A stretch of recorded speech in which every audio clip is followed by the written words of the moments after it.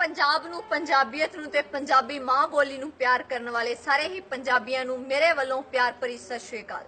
सो एक वीर दी लिखी हुई बहुत ही खूबसूरत पोस्ट है जिस दे विच कि पंजाबी दे ठेठ शब्द चाहे वो लैंदा पंजाब पाकिस्तान होवे ते चाहे साडा चढ़दा पंजाब दोहां देशां दे विच वरते जांदे आ। बेशक अज साडे दोहां देशां दे विचकार जमीनी लकीर खिंची जा चुकी है पर साडे दिलां दे विच अज भी एक दूजे लई ओना ही प्यार ओना ही मान सत्कार ते साडी मां बोली पंजाबी अज भी सांझी है। सो उस पोस्ट दियां कुछ सतरां तुहाडे सारिਆਂ ਨਾਲ ਸਾਂਝੀਆਂ ਕਰਨ ਲੱਗੀਆਂ। ਮੱਝ ਰਿੰਗਦੀ ਹੁੰਦੀ ਤੇ ਗਾਂ ਰੰਭਦੀ ਹੁੰਦੀ ਏ, ਘੋੜੀ ਥੱਕਦੀ ਨਹੀਂ ਹੁੰਦੀ, ਘੋੜੀ ਹੰਭਦੀ ਹੁੰਦੀ ਏ, ਪਾਥੀ ਬਣਦੀ ਨਹੀਂ ਹੁੰਦੀ, ਪਾਥੀ ਪੱਥੀ ਜਾਂਦੀ ਏ, ਲੀਕ ਮਾਰੀ ਨਹੀਂ ਹੋ ਜਾਂਦੀ, ਲੀਕ ਕੱਤੀ ਜਾਂਦੀ ਏ, ਰੱਸੀ ਸੰਨਦੀ ਹੁੰਦੀ ਤੇ ਬੇੜ ਸਰਦੀ ਹੁੰਦੀ ਏ, ਕੰਡਾ ਚੁੱਭਦਾ ਹੁੰਦਾ ਤੇ ਕੰਡ ਲੜਦੀ ਹੁੰਦੀ ਏ, ਠੰਡ ਲੱਗਦੀ ਹੁੰਦੀ ਤੇ ਕਾਂਬਾ ਛਿੜਦਾ ਹੁੰਦਾ, ਨਲਕਾ ਚੱਲਦਾ ਨਹੀਂ ਹੁੰਦਾ, ਨਲਕਾ ਗਿਰਦਾ ਹੁੰਦਾ, ਬਲਦ ਤੋਰਦੇ ਨਹੀਂ ਹੁੰਦੇ, ਬਲਦ ਹੱਕਦੇ ਹੁੰਦੇ ਆ, ਕੁੱਤੇ